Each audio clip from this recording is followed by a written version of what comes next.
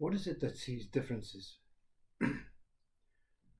What is it that has the ability to measure, divide, compare, sensitize or desensitize, create or destruct?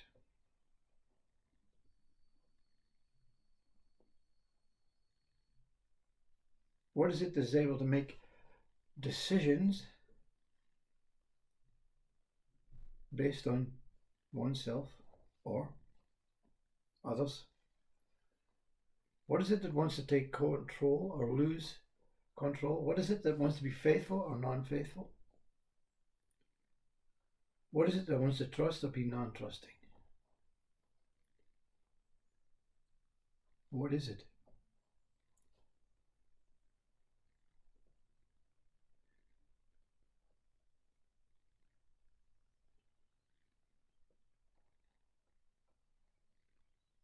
You see,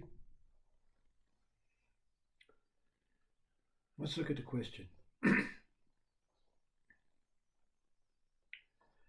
What is it that wants to trust or be untrusting? If untrusting goes, then trust must go. Because one counteracts the other.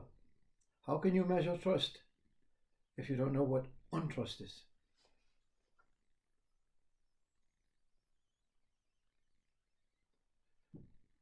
And an object, you take an apple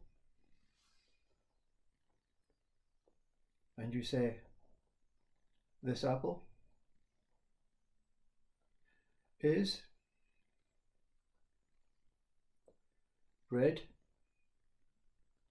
with patches of green, is 12 centimeters in diameter, it is round,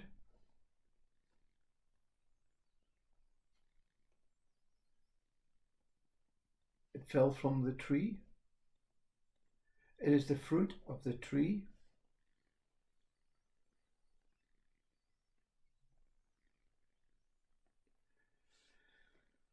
and inside it has seeds, it has a skin,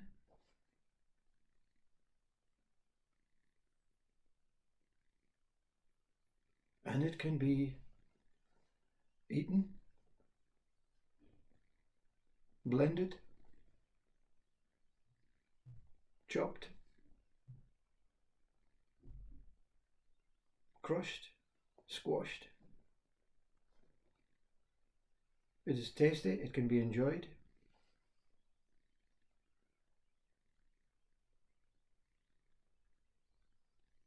And I like it or I don't like it. What is it that makes up that story? What is it that is in need, absolutely needs to explain the apple in that way? Or what is it that just finds itself explaining with no reason?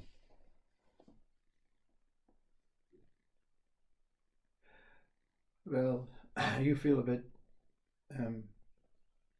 intimidated by this question because I know all this stuff, you know. What's the point, you see? So the point is to eat the apple, or let the apple rot and feed the tree, or return to its natural birthplace, the earth.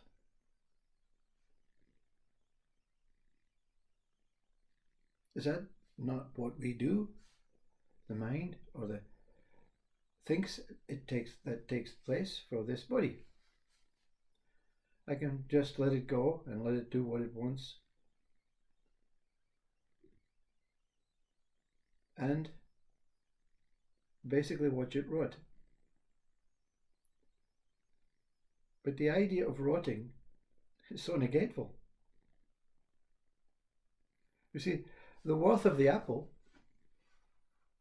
is to produce more apples.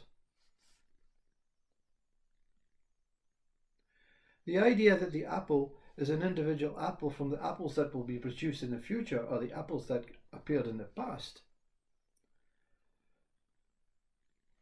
is a divisionistic, personal, poor, or enriched life that I must take serious. So the question, what is it that creates that what wants to take something serious?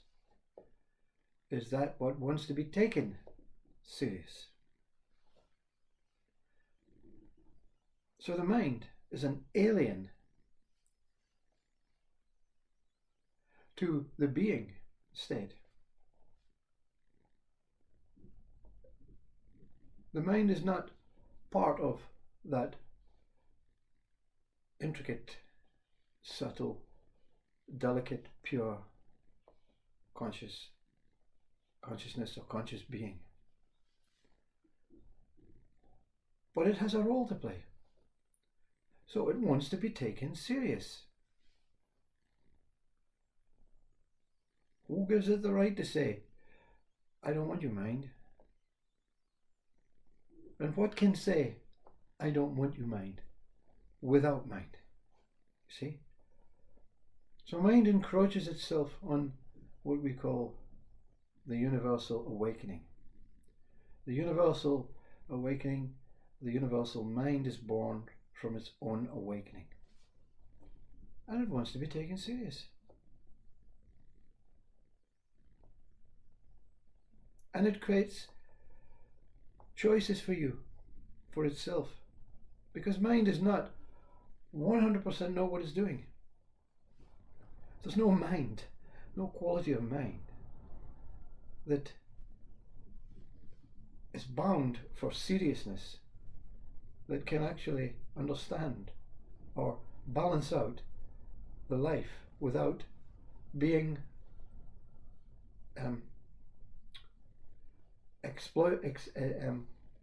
without experiencing non-seriousness. So the mind wants to be taken serious, and the being says, don't be so serious. It's as perfect as it is. So there's a conflict between being and this opposing, self-created, self-indulgent, self-encroaching, meaning interconnecting, coming into the being life. So we have to accept it. And the human beings, they act out. They're never successful. Because they're using their thoughts, this mind, this 1 minute serious, 1 minute non-serious mind. But the humans portray this life within themselves and with each other. Two humans come into the room, they want to create balance. They want to be absolutely in tune with each other. So one is talking seriously, but one is talking seriously and one is talking non-seriously. There's imbalance. In fact, when both are talking seriously, it appears as if there's balance, but when within their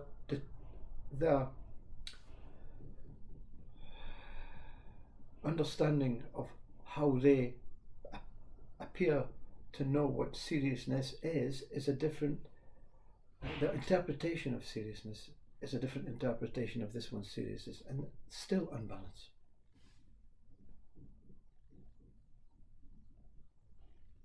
So,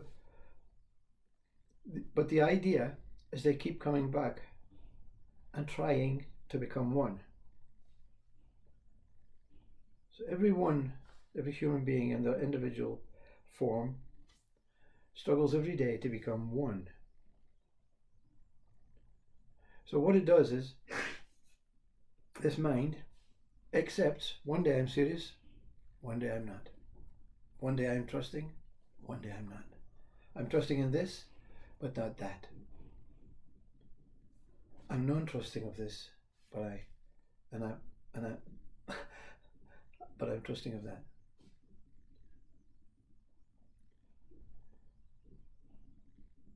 It's the only way the human being, which is a creation from mankind, because God didn't say you are half human, half being. God says you are life, completely one with myself in the universe. But this mind that was in its birth absolutely balanced. So there was no differentiation between human and being, between trusting and non-trusting, between faith and no faith, between in and out, between left and right. Just like the newborn baby doesn't know anything about these things, but it's balanced. Its body knows when to cry when it's hungry. Its body knows when to shout for help when it's in pain. Its body knows when to smile when it feels balanced. But it's also balanced with the pain. It's also balanced with the tears. But this mind says, take this serious. Overly serious. The baby is kicking. The baby is in pain. And the baby is dreaming of a past life of being a football player. Kidding. Maybe not, I don't know.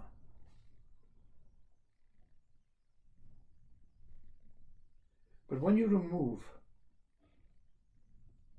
the non-trust, the trust has to be removed also. So what is it that is trusting and non-trusting? So the question then changes. What is it? What is it?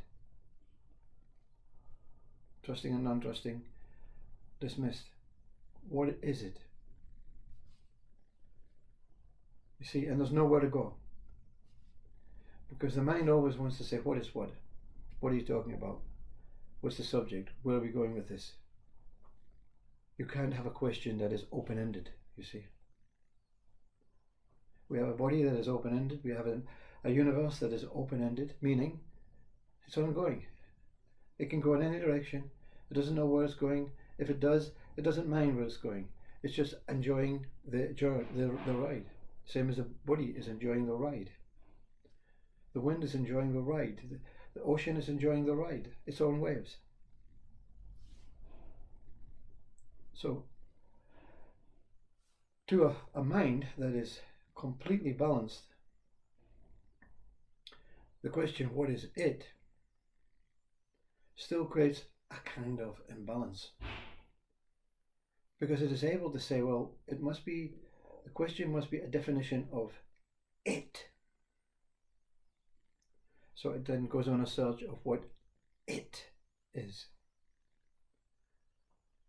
It then looks into the archives, the books, the spiritual worlds, the internal feeling, the longing to find out what it is.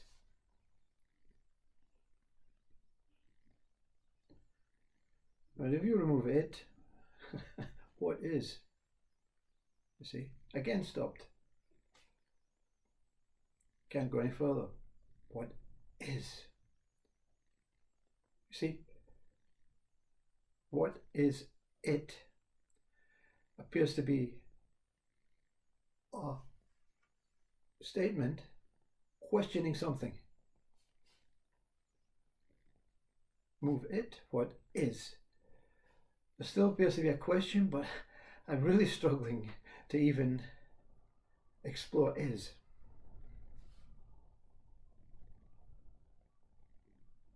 Papaji wrote a book, probably the most easily understood book for the enlightened mind, for the pure mind, for the being that has never encountered opposing values. You know, that pure baby that is born at the river like Moses, or Jesus that was protected from this world. It's Jesus, and Moses could say, yeah, wow, what a book. And everything is disclosed within the title of the book. Truth is. Truth meaning up, is meaning down, because there's a possibility and then there's no possibility. What is? That really intriguing mind, that mind that never gives up. I've given up on everything that the speaker said, everything that my mind has said, everything that religion has said, everything that spirituality, science, everything has said. I've given it up. What is truth? What is trust and untrust? I've given up untrust, given up trust. I've given up it. And I don't know where to go with is, but I'm going to go there. What is? The most powerful mantra, what is? Truth is. You see, what is is.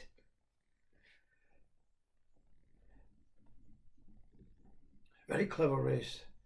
I don't know who created this this community called ISIS. Is. I'm not saying they created it for the good of the world, or the good of God, or the good of consciousness, or good. They could maybe create it for some personal, some more, needful power. But forget about why and who created it. Just the simple words, is. Is.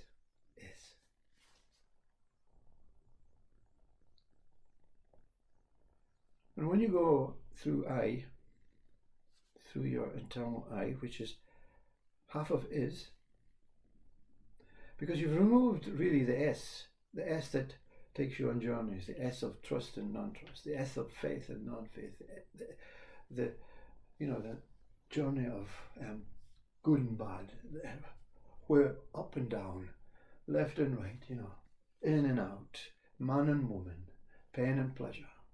That's S. That's the things that keep us moving. Very essential, very, very essential, and very essential. Am. I am. I is. I and is come together to make is. So inward to is. Yes. One of the most incredibly hypnotic speakers, Osho. Your mind didn't know where to go when he started speaking about consciousness,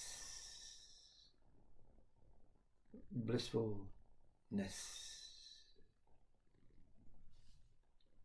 isness, here-ness, now-ness.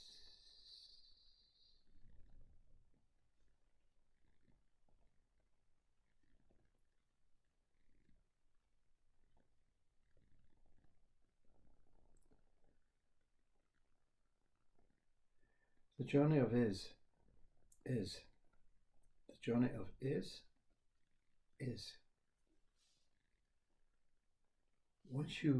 Once something gives and surrenders its up to its their own isness, the final word remains. What? So the complete rewinding of the human needful, or just a way to pass the time. Let's create words, let's create stories, let's create meanings, let's create purposes, let's create jobs to do, let's create efforts, let's create power, let's create division, let's create measurement, let's create valuation. let's definitely create judgment, because we cannot judge without opposing two oppositions, two opposing facts. This one is guilty, this one is innocent. But it can be spoken about the same one. I see you, even though the jury has proved you as innocent, guilty. But it's out of my hands, you see.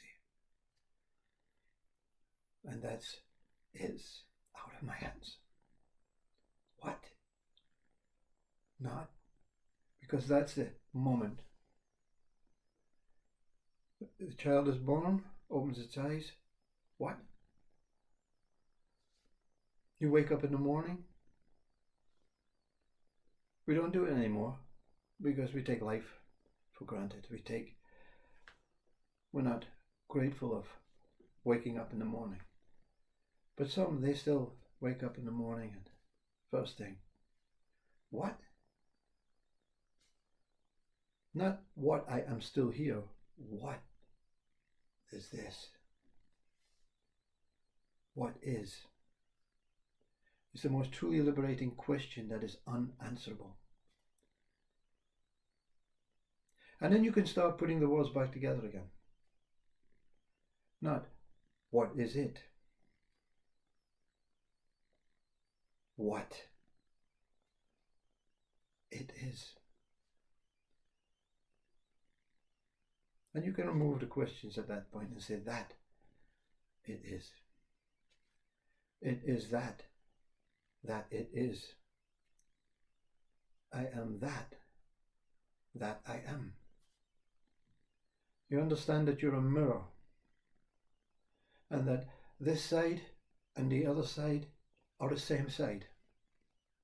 This mirror is just rotating. The mind mirror, observing, observing, observing, and then it gets caught. Do you know when the water goes down a plug hole?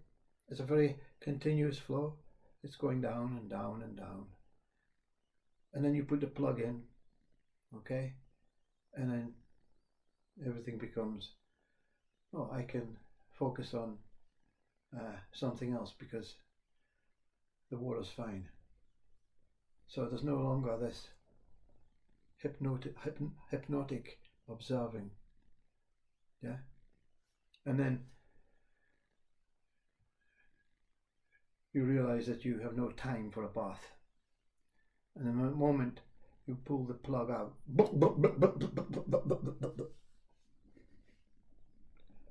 until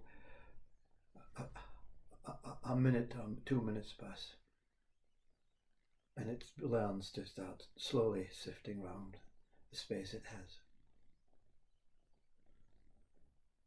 So that it is you, slowly sifting to no end, observing, feeling the flow of the life of livingness, or the life of God, or the life of consciousness.